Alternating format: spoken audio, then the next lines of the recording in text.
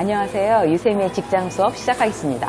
오늘은요, 여러분, 직장 3년차 젊은 직원의 고민을 한 가지 여러분들과 함께 이야기를 나눠볼 건데요.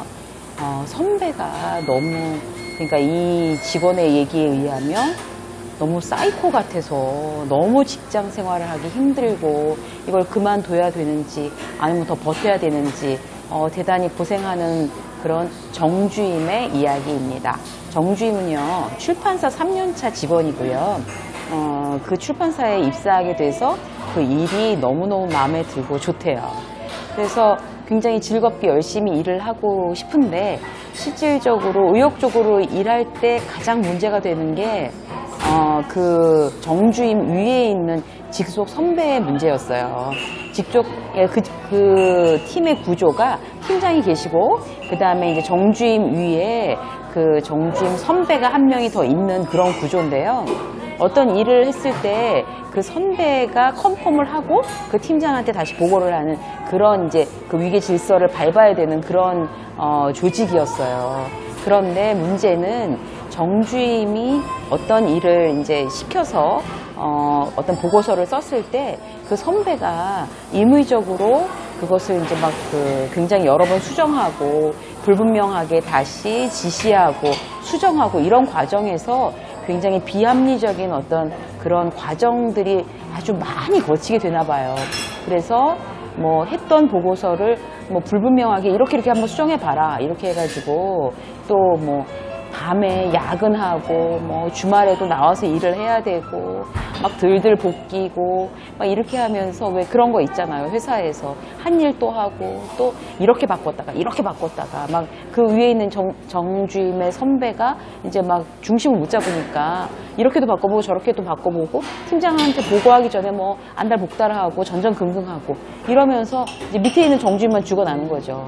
그렇게 해서 팀장한테 이제 보고를 드린 결과물이 그래도 결과가 좋으면 이제 뭐 그나마 보람이 있는데 실질적으로 이제 이걸 팀장이 굉장히 못마땅해 해서 리젝트하고 그렇게 되면 원래 처음에 했던 정주임이 했던 어떤 그 리포트대로 다시 이제 원래대로 돌아가는 그런 어떤 안타까운 그런 일들이 자꾸 반복되다 보니까 정주임은 기본적으로 너무 이제 의욕이 떨어지고 그 선배 때문에 너무 힘들어지는 거죠. 그리고 이제 중요한 약속이 있거나 뭐 이제 보통 이제 어떤 사생활이 있잖아요. 그래서 퇴근을 하려고 해도 뭐 그거 했냐 다 해놓고 가라. 그리고 뭐 친구 만나서 밤에 어떤 뭐 이렇게 뭐 차 마시고 밥 먹고 있을 때도 전화해서 그거 언제 다 할 거냐 뭐 메일로 보내라 집에 가서 밤에 해서 보내라 이런 식으로 이제 얘기를 하니까 정주임은 너무 힘들었대요. 그래서 이걸 어떻게 그 선배 때문에 회사를 그만둘 수도 없고 그걸 어떻게 하면 되는지 굉장히 고민을 하게 됐어요. 그래서 여기에 대한 이제 솔루션으로 제시한 건 어떤 건가 하면요. 기본적으로 이런 경우 이제 회사에서 많이 겪을 수가 있는데 특히 뭐 사회 초년생일 경우에도 많이 겪고 사실 중견 간부가 돼도 이런 경우 뭐 걸리지 말란 법이 없잖아요. 그래서 걸리게 되면 첫 번째 이제 명심해야 될 부분 뭔가 하면 감정적으로 대응은 전혀 도움이 안 돼요. 그래서 뭐 화를 내거나 뭐 괜히 막 대놓고 화는 못 내고 뭐 돌아서서 뒷담화 하거나 뭐 입 이렇게 막 내밀고 늘 뿌루퉁해 있거나 뭐 눈 마주치지 않고 뭐 계속 이렇게 막 화나 있는 어떤 그런 모습을 보여서 누가 좋아하겠어요. 그 선배도 좋아하지 않고 그리고 그 팀장이 보기에도 굉장히 뭐 불손하고 이상한 직원으로 보이지 않겠어요? 이제 그런 상황이 반복이 되면 감정적인 어떤 컴플레인을 한 정주임만 점점 더 불리한 입장이 될 수밖에 없어요. 이랬을 경우에는 감정적인 어떤 그런 비이성적인 부분은 다 배제하고 실질적으로 아주 이성적으로 대처할 수밖에 없어요. 어떤 건가 하면 일단 기록을 하는 거예요. 일단 선배에게는 첫 번째 어떤 지시를 할 때 정확하게 지금 A라는 지시를 내린 거는 이렇게 A-1, A-2, A-3 이렇게 하라는 말씀이신가요? 라고 정확히 물어보고 거기에 대해서 기록을 해서 아니면 메일로 답변을 받으세요. 이렇게 됐을 경우에 실제로 그냥 대충 그렇게 한번 해봐 이렇게 애매하게 지시하던 선배는 좀 긴장을 하게 돼 있어요. 이거를 정확하게 물어보고 그다음에 정확하게 답변을 듣겠다고 하는 후배, 그 다음에 기록을 하겠다고 딱 준비하고 있는 후배한테는 실제로 긴장을 하게 되죠, 저절로. 그러면 조금 더 정확한 지시를 받을 수가 있고요. 실제로 문제가 생긴다 하더라도 나중에 이제 증빙으로 써야 되니까 그런 기록은 남겨둬야 돼요. 그러니까 아셨죠, 여러분? 실제로 자, 지금 선배님께서 지시하신 내용이 이런 내용이지요 라고 해서 다시 확인하고 그 다음에 이거를 메일로 그 선배한테 보내거나 뭐 답변을 듣거나 아니면 보여줘서 사인을 받는 게 가장 좋은 방법이고요. 그렇게 해서 일단 자, 증빙으로 정확한 지시를 받도록 뭔가 내가 제스처를 취할 필요가 있고요. 두 번째는 뭔가 하면 실질적으로 만약에 불분명한 지시 때문에 아니면 팀장의 어떤 그런 의사와는 관계없이 그 선배가 그렇게 막 이렇게 뭐 지시했다 저렇게 지시했다 해서 어떤 시행착오로 겪었던 부분이 있잖아요. 그런 거를 시간으로 기록을 하고 통계를 내세요. 그래서 만약에 이게 2시간 걸리면 끝날 일을 지금 이렇게 지시해서 자, 오늘이 만약에 1월 20일이라고 하면 20일 날 몇 시간 소요됐고 21일 날 다시 수정하느라고 몇 시간이 소요됐고 22일 날 다시 몇 시간이 소요됐고 총 지금 이 보고서 A라는 보고서에 드린 어떤 시간적인 거는 통계로 지금 뭐 8시간.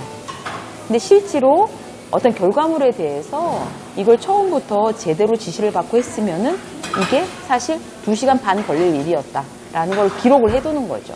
그래서 표로 만드세요.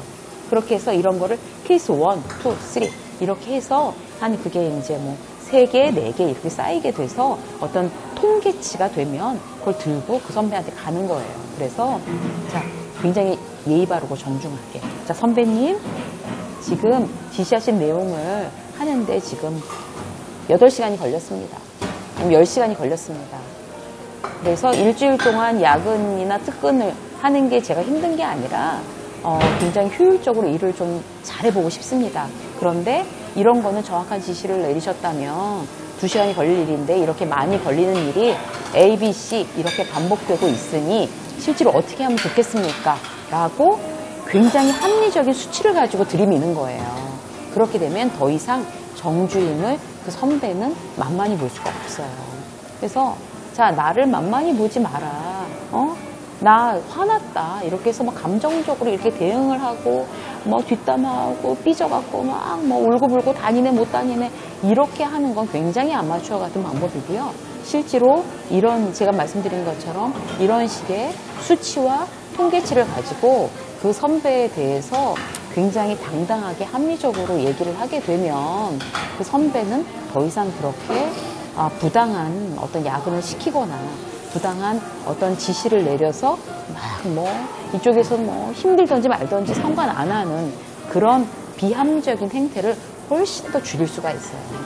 선배가 나쁜 거는 나쁜 거지만 그 나쁜 선배를 그대로 놔두고 내가 계속 고생하면서 힘들게 직장 생활을 해나가면서 개선시키지 않는 거는 어떤 나 스스로에 대한 예의가 아니거든요. 직장 생활은 본인이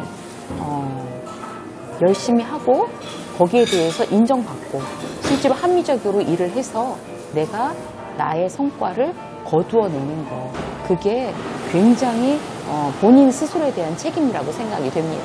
그래서 여러분들을 힘들게 하는 그런 비합리적인 어떤 그런 태도로 인해서 여러분들을 힘들게 하는 그런 선배가 있다면 어떤 이런 방법을 여러분들께서 한번 적용해 보시니 좋지 않을까 그렇게 생각합니다.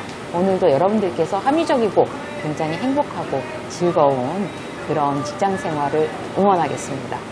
유세미의 직장 수업 오늘 여기까지 하겠습니다. 감사합니다.